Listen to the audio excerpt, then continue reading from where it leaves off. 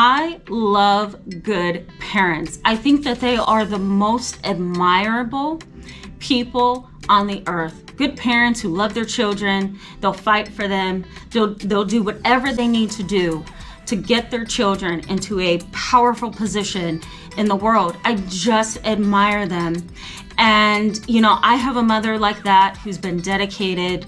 And that to me is just the highest place that you can go in the world, you know, if you're a parent, you know, to give everything, give your all to really push your children into a good position, you know? But when that doesn't happen, it causes me to second guess you. When there's parental jealousy, when there's anger, when there's hatred even, when there's a parent who's a psychopath, when there's a parent who's a narcissist, there's a parent who takes things off of their child for themselves, when there is post-traumatic stress disorder being caused because of the parent, my mind really struggles with that. It is very hard to imagine that a parent could be this way. Like, what's going on that a parent could be this way? And I want to highlight that in today's video. You know, our parents have a past. I have a past. We have a past. You have a past, right? Not to mimic Oprah. That's not what I'm trying to do. But I'm saying that we all have a past. You know, I think there are certain past behaviors that an adult child, I'll say an adult child, should be aware of so that they can better understand what is happening in their life with their parent.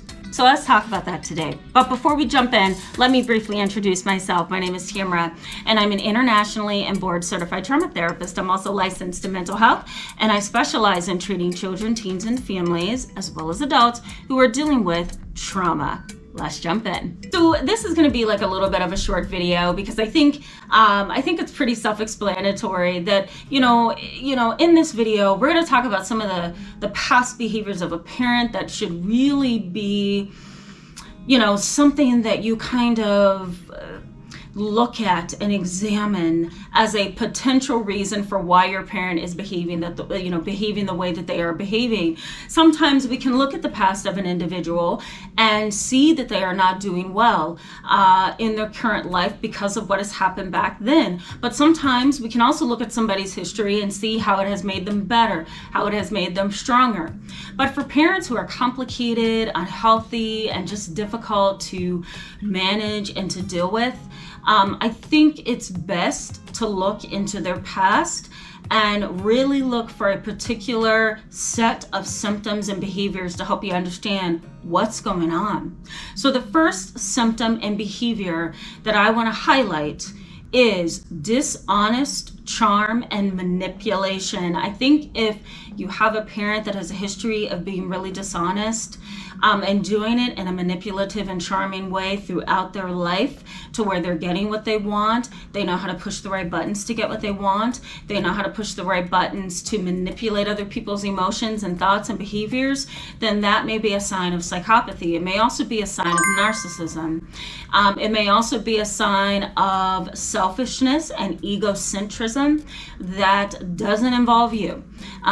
They have to do what they have to do for themselves. I think when a person is charming, that is wonderful, it's beautiful, it's attractive even.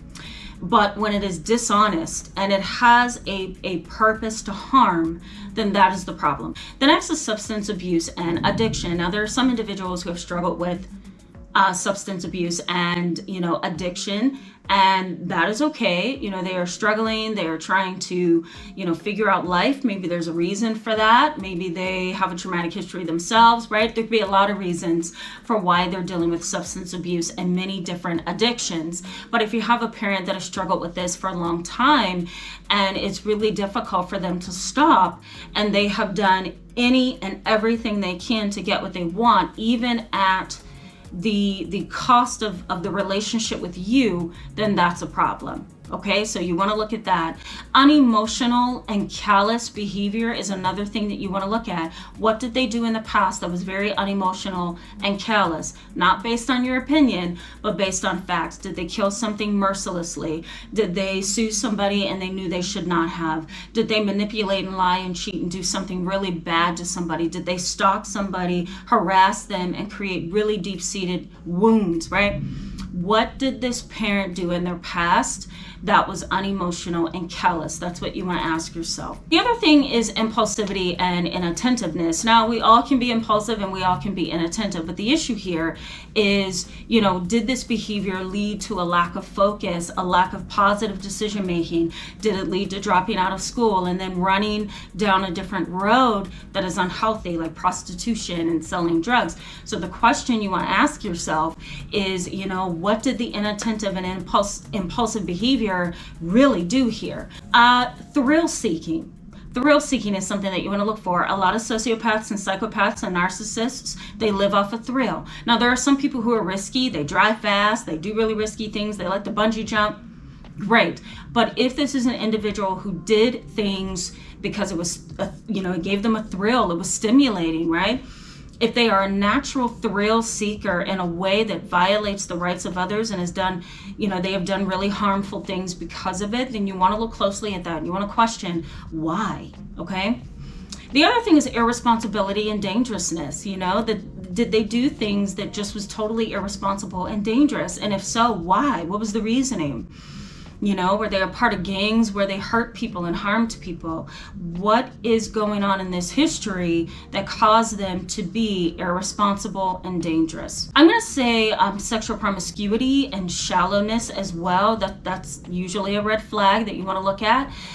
Situations, where there's prostitution, there's drug abuse, there's molestation in families, the list goes on.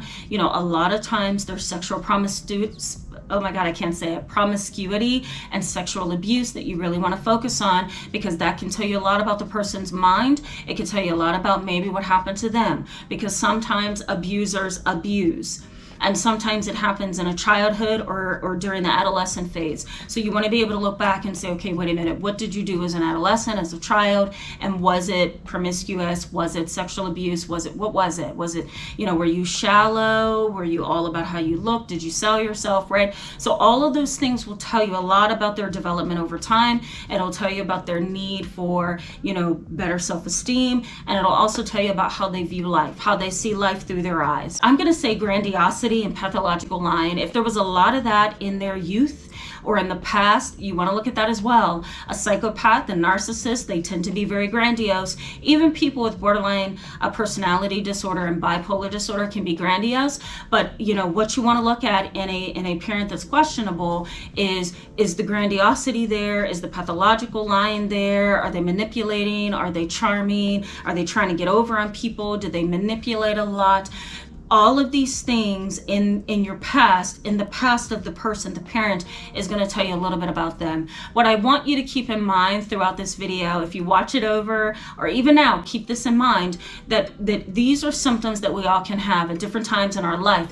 But the key here is stability of symptoms over time. Stability of symptoms over time. If they never waver, they never change, they never get better, it's stability of symptoms over time. And that's the key word here. Thank you so much for being with me today in this video, guys. Go ahead and give this video a thumbs up and hit that subscribe button and notification bell if you want to stick around with us.